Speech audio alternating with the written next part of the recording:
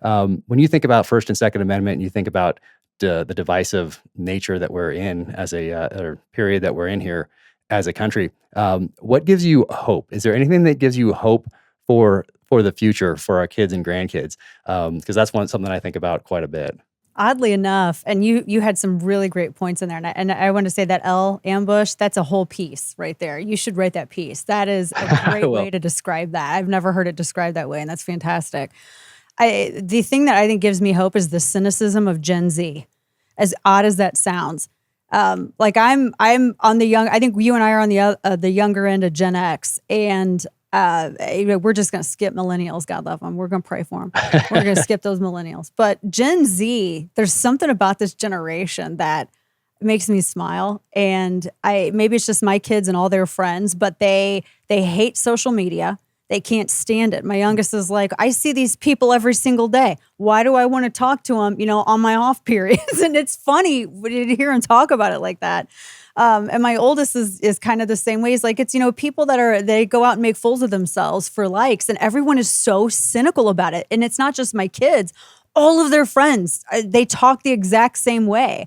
And I was looking at these surveys that were measuring how Gen Z approach different issues. Like, how do they approach family? And how do they approach, how do they look at their country? And the odd thing is that they seem to be, in some respects, they kind of mimic my grandparents in a way, like with how they view family and the family unit, because everybody's been looking for inclusion and identities where we all always used to get our identity from our family and our community and by what we did. And now it's just people just want to claim something and say, well, this is what I am. And without having that rooted into, in any of these other things that they've been historically rooted in.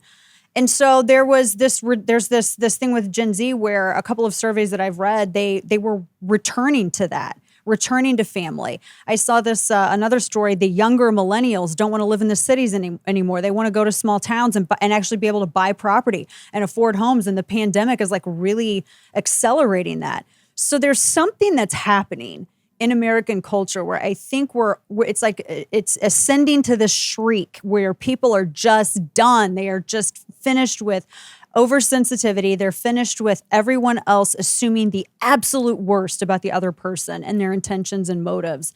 And they just want to go back to a simpler way of living. And they view social media as intensifying all of the divisions, giving people you always hear the phrase liquid courage. Well, this is digital courage. You give people digital courage and they really want to talk a big game and say stuff that they could never cash with their backsides in the real world.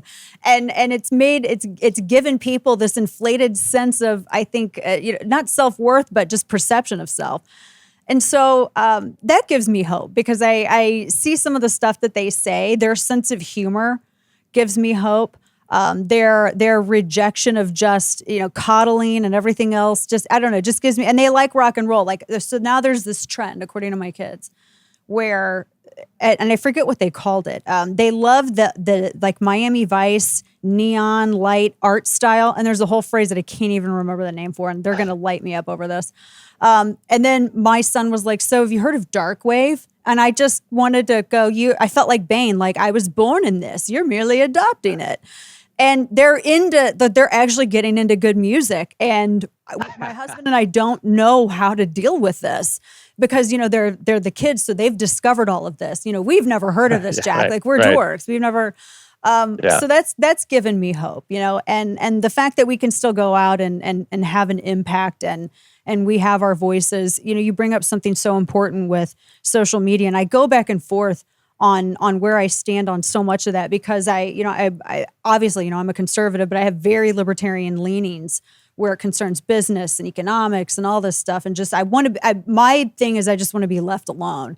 Yes. But I also understand antitrust laws and I see the point that some have made when you talk about these platforms, social media platforms that want to enjoy the exemption from laws that, me as a media outlet, when I'm on radio, I got to abide by certain laws. And there's certain things that if I say something that's not right or not truthful or defamatory, that's not protected speech, and I'm not protected from liability for that.